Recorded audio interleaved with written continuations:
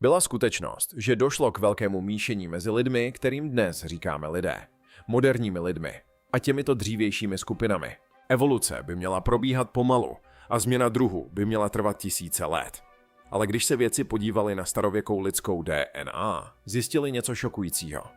Naše geny se měnily příliš rychle, mnohem rychleji, než to příroda dovoluje. Mozková síla se náhle zvýšila, těla se přizpůsobila mrknutím oka. Co způsobilo, že jsme se tak rychle vyvíjeli? Mohlo nás někdo nebo něco záměrně změnit? Přidejte se k nám a odhalte záhadu skrytou v naší DNA. Rychlost evoluce. Evoluce se vždy řídila jednoduchým pravidlem. Změna probíhá pomalu. Jedna generace předává vlastnosti další a postupem času se malé rozdíly sčítají. Zobák se mírně prodlouží. Končetina zesílí. Srst mění barvu, aby odpovídala novému prostředí. Tyto změny trvají tisíce let, někdy desítky tisíc, někdy mnohem déle. Takhle příroda funguje. A takhle fungovala vždy. Proces začíná mutací, náhodnou chybou, ke které dochází, když se DNA během reprodukce sama kopíruje. Většina mutací nedělá vůbec nic. Některé způsobují škody a velmi malý počet jich poskytuje výhodu. Pokud tato výhoda pomůže organismu přežít a rozmnožovat se, mutace se šíří. Po mnoha generacích se stává běžnou a po mnoha dalších se stává normální. Toto je přirozený výběr, postupný a předvídatelný. Základ všeho, co vědci chápou o historii života na Zemi. Vědci mohou měřit, jak rychle se evoluce vyvíjí, studiem rychlosti mutací u živých druhů, porovnáváním DNA napříč generacemi a zkoumáním fosílií, aby vypočítali, jak dlouho trvá, než se projeví fyzické změny.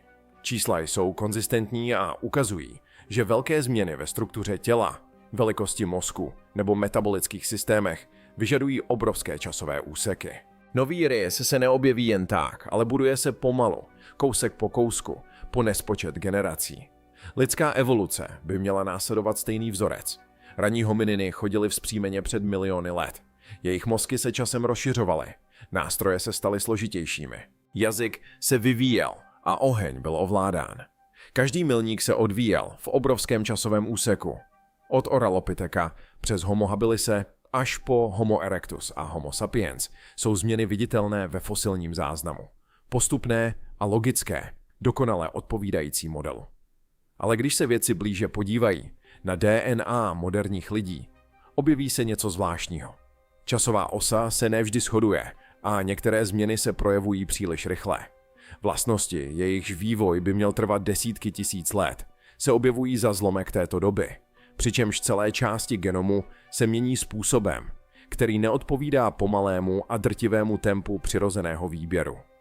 Není to jen jeden gen nebo jedna vlastnost, ale více systémů, které se mění najednou. Mozkové funkce, imunitní reakce, metabolismus, jazyková kapacita, to vše se transformuje rychleji, než model předpovídá. To není malý problém, ale zásadní rozpor. Evoluce má rychlostní limit a genetické důkazy naznačují, že tento limit byl prolomen. Otázkou není, zda k těmto změnám došlo, protože DNA to dokazuje, ale jak? Co mohlo způsobit tak dramatické zrychlení evoluce? A jaká síla mohla přetvořit lidský genom v časovém rámci, který by neměl být možný? Existují tradiční vysvětlení, včetně environmentálních tlaků, klimatických změn a konkurence s jinými druhy. Tyto faktory mohou vést ke změnám, ale stále vyžadují čas a stále se řídí pravidly. DNA ukazuje něco jiného. Odhaluje změny probíhající rychleji, než tato pravidla dovolují. Vzorce, které vypadají spíše záměrně než náhodně. A biologickou transformaci, která neodpovídá standardnímu modelu. Tady začíná záhada. Ne starověkými ruinami nebo zapomenutými legendami, ale kódem napsaným uvnitř každé lidské buňky. Kódem, který odhaluje něco, co se s naším druhem stalo. Něco, co se pohybovalo rychleji, než by se evoluce měla pohybovat.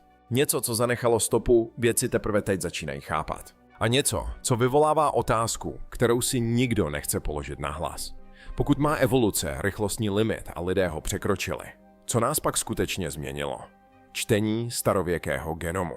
Po většinu lidské historie zůstávala minulost uzamčena v kostech a kameni. Archeologové mohli studovat lebky, měřit struktury čelistí a zkoumat stopy po nástrojích. ale nikdy nemohli vidět, co skutečně odlišovalo starověké lidi od těch moderních. Genetický kód, skutečný plán života, zůstal po tisíce let skryt ve skamenělých pozůstatcích. Pak na konci 20. století vědci objevili, že ho dokážou číst. Průlom přišel z pochopení, že DNA nevždy zmizí, když organismus zemře. Za správných podmínek fragmenty přežívají v kostech, zubech a dokonce i v půdě. Chladné a suché prostředí nejlépe uchovává genetický materiál. A proto některé z nejdůležitějších objevů pocházejí z jeskyní v Evropě a na Sibiři. Když vědci extrahují starověkou DNA, pracují s drobnými poškozenými kousky, často degradovanými časem a kontaminací. Je to pečlivá práce, vyžadující extrémní přesnost a pokročilé technologie. První pokusy o analýzu starověké DNA byly omezené a často nespolehlivé. První sekvence genomu neandertálce dokončená na počátku 21. století si vyžádala roky úsilí a přinesla pouze částečné výsledky. Technologie se však rychle zlepšila a v roce 2010 byli vědci schopni sekvenovat celé genomy ze vzorků starých desítky tisíc let. Co se kdysi zdálo nemožné, se stalo rutinou a záplava dat, která následovala, změnila vše, co si vědci mysleli, že vědí o lidské historii. Samotný proces je pozoruhodný. Jeden fragment zubu nebo kosti se vyčistí a rozemele na prášek. Poté se ošetří chemikáliemi, aby se extrahovala veškerá zbývající DNA. Genetický materiál se milionkrát kopíruje pomocí techniky zvané polymerázová řetězová reakce, která amplifikuje i ty nejmenší stopy. Sofistikované počítačové algoritmy skládají fragmenty dohromady, porovnávají je s moderní lidskou DNA a tam, kde je to možné, vyplňují mezery. Výsledkem je genetický snímek někoho, kdo žil a zemřel dávno před zaznamenanou historií. Revoluční tuto technologii neudělala jen schopnost číst starověkou DNA, ale také možností přímo porovnat s moderními genomy. Vědci nyní mohli přesně vidět, které gény se změnily, když k těmto změnám došlo a jak se šířily v populacích. Mohli sledovat migrace, identifikovat křížení mezi různými lidskými druhy a přesně určit okamžiky, kdy lidský genom prošel významnými změnami. Evoluce poprvé nebyla teorií postavenou na fosilích a dohadech, ale podrobným záznamem zapsaným v genetickém kódu. Objevy přišly rychle. Výzkumníci zjistili, že se moderní lidé křížili s neandertálci, což zanechalo stopy neandertálské DNA u lidí evropského a asijského původu. Objevili Denisna, u kterých se dosud nenašla kompletní kostra. Sledovali, jak se ranní lidé přizpůsobovali novému prostředí, jak si v severním podnebí vyvíjeli světlejší kůži, jak odolávali vysokým nadmořským výškám v Tibetu a jak tolerovali mléčné výrobky a pastevecké společnosti. Každá studie odhalovala více o tom, jak se lidé vyvíjeli a šířili po planetě. Ale tatáž technologie, která odpovídala na staré otázky, zároveň vyvolávala i nové. Čím více vědci sekvenovali starověké genomy, tím více si všímali vzorců, které neodpovídaly očekáváním.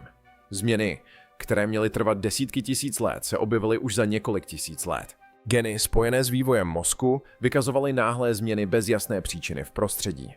Celé úseky DNA vypadaly, jako by byly vyměněny a nahrazeny, nikoli postupně pozměněny mutacemi a selekcí. Data byla jasná, konzistentní a hluboce matoucí.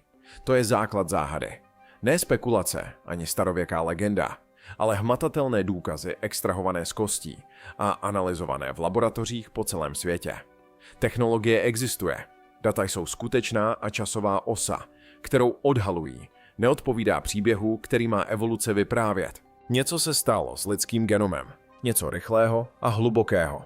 A vědci se o tom dozví jen proto, že nyní dokážou číst genetický záznam, který po sobě zanechali. Kapitola 3. Genetické změny, které se objevují z ničeho nic.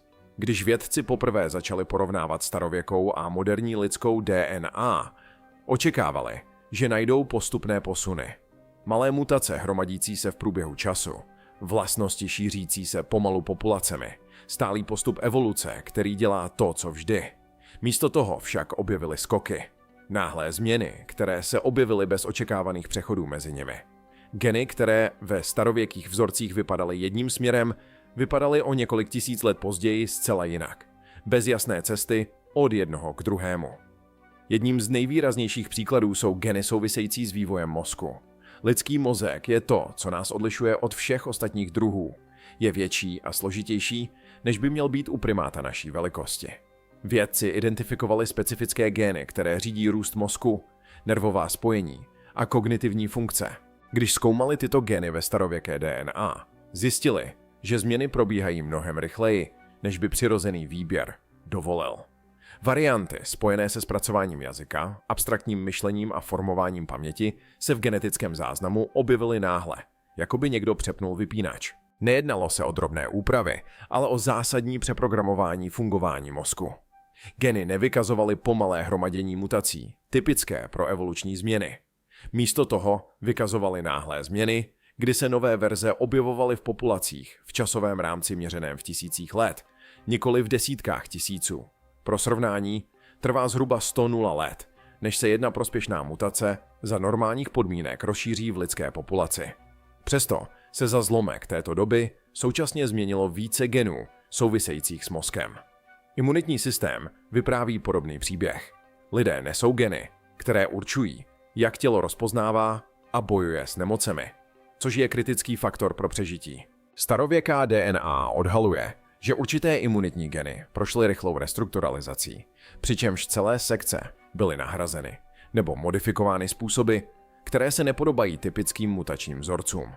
Některé z těchto změn odpovídají známým ohniskům nemocí, což naznačuje adaptaci na nové hrozby, ale jiné nemají jasný spouštěč z prostředí a objevují se v populacích, které nečelily neobvyklým zdravotním problémům. Metabolismus je další oblastí, kde genetický záznam vykazuje nevysvětlitelné zrychlení.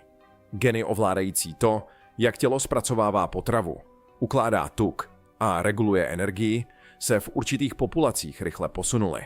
Schopnost trávit laktózu v dospělosti se například v evropských populacích objevila zhruba před 7,0 lety, mnohem rychleji, než předpovídají standardní evoluční modely. I když se tato změna často připisuje přijetí chovu mléčného skotu, rychlost, s jakou se šířila, je stále obtížné vysvětlit pouhým přirozeným výběrem. Co tyto změny činí ještě záhadnějšími, je jejich přesnost. Evoluce funguje prostřednictvím náhodných mutací, což je chaotický proces, který produkuje mnoho selhání za každý úspěch. Vědci očekávají genetické variace, slepé uličky a